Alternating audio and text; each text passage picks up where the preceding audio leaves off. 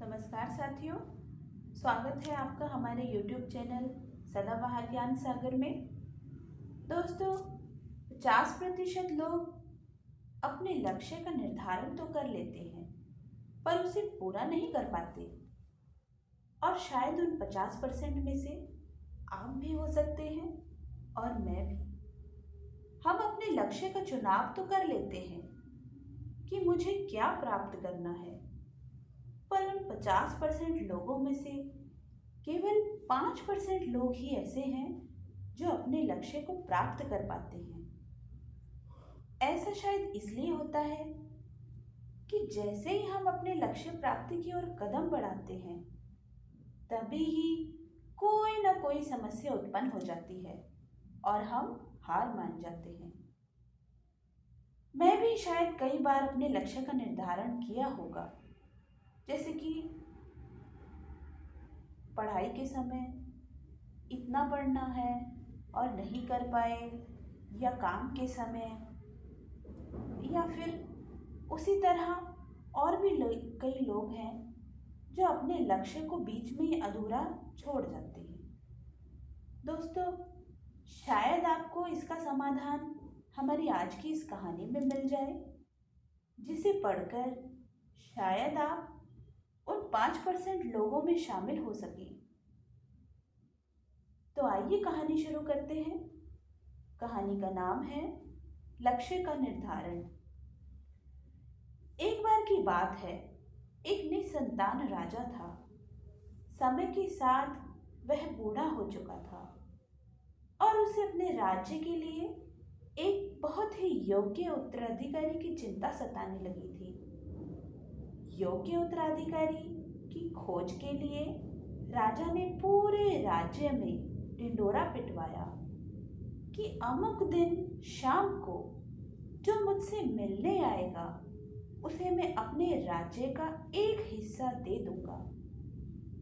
राजा के इस निर्णय से राज्य के प्रधानमंत्री ने रोष जताते हुए कहा, महाराज, आपसे मिलने तो बहुत से लोग आएंगे और यदि आप उन सभी को उनका भाग दे देंगे तो राज्य के टुकड़े टुकड़े हो जाएंगे।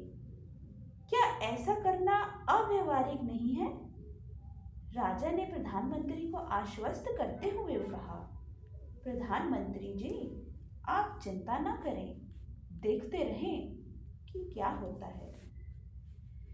निश्चित दिन जब सबको मिलना था, राजमहल के बगीचे में राजा ने एक विशाल मेले का आयोजन किया। मेले में नाच गाना और शराब की महफिल जमी थी। खाने के लिए अनेकों स्वादिष्ट पदार्थ थे। मेले में कहीं कहीं कई खेल भी हो रहे थे, जिसके कारण राजा से मिलने आने वाले कितने ही लोग नाच गाने में अटक गए, कितने ही सुंदरी में अटक गए, कितने ही आश्चर्यजनक खेलों में, और कितने ही खाने पीने या घूमने फिरने की चीज़ों के आनंद में डूब गए। और इसी तरह उस शाम का समय बीतने लगा। पर इन सभी के बीच एक व्यक्ति ऐसा भी था जिसने किसी चीज़ की तरफ भी न देखा, क्योंकि उसके मन में निश्चित ध्येय था कि उसे राजा से ही मिलना है। उसने अपने मन को भटकने नहीं दिया, वह केवल अपने लक्ष्य की ओर रहा। इसलिए वह बगीचा पार करके सीधे राजमहल के दरवाजे पर पहुंच गया। पर वहां खुली तलवार लेकर तो चौकीदार खड़े थे। उन्होंने उसे रोका, पर वह रुकने वाला कहाँ था।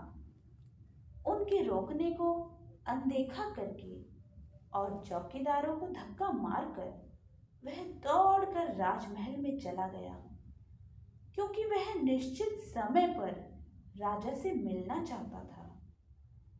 अब जैसे ही वह अंदर पहुंचा, राजा उसे सामने ही मिल गए और राजा ने कहा, मेरे राज्य में कोई व्यक्ति तो ऐसा मिला जो किसी प्रलोभन में फंसे बिना अपने ध्येय तक पहुंच सका। तुम्हें मैं आधा नहीं, पूरा राजपाट दूंगा और तुम ही मेरे उत्तराधिकारी बनोगे, क्योंकि आज तुमने ही अपने लक्ष्य को पाया है। वह व्यक्ति खुश हुआ कि वह जिस लक्ष्य से आया था उसका फल उसे मिल गया। वह बिना किसी रुकावट के, किसी चक्कर में आए, अपने लक्ष्य को प्राप्त करने में सफल रहा। तो साथियों, इस कहानी की सीख भी यही है। उस व्यक्ति का दृढ़ संकल्प ही उसे उसके लक्ष्य पर स्थिरता बनाए रखने में सक्षम हुआ। यह शब्द दृढ़ संकल्प की गहराई को समझने वाला व्यक्ति अपने मन चाहे लक्ष्य को प्राप्त करने की क्षमता रखता है, और शायद वह प्राप्त भी कर लेता है। जिंदगी खेलती भी उसी के साथ है जो खिलाड़ी बेहतरीन होता है। दर्द सबका एक सा है, मगर हौसले सबके अलग अलग हैं। कोई हताश होकर बिखर जाता है तो कोई संघर्ष करके निखर जाता है।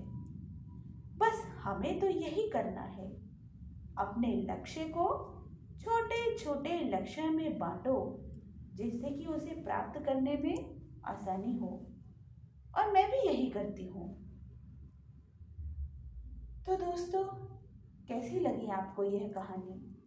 ऐसी ही और कहानी सुनने के लिए हमारे साथ जुड़े रहें और हमारे चैनल को सब्सक्राइब करें व लाइक करें। आज इसी कहानी के साथ मैं आज आप सबसे विदा लेती हूँ। धन्यवाद।